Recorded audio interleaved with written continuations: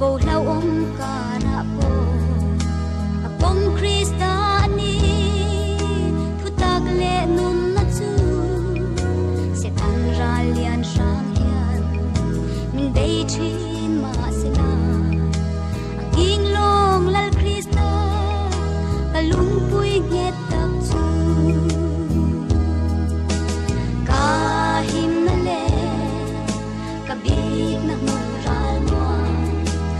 ang chung noa ma chuan min chol tir min mutir cha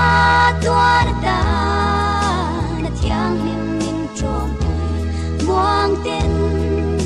ka tha swai ze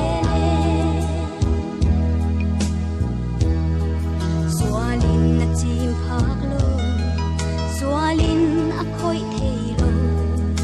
ka rau tha ti nungin amana thu grua anun thar min nei ti a hing min putira van nun na thiang ni min chung ril a fam chuak thi ka him na le ka big na mu ral mo ang chung noa ma chuan min chol tir min mutir cha tuar ta na thiang lim min trom muang ten ka tha swai ze le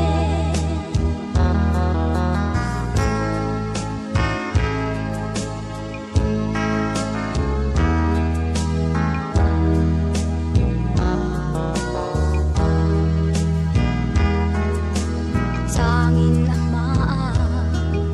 ka swal min sia tira changin ding lama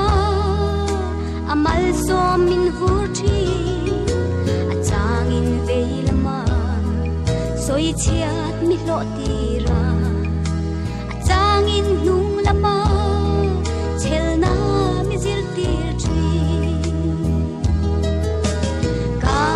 him na le ka big na mu ral mo ang chung noa ma chuan min chol tir min mutir cha tuar ta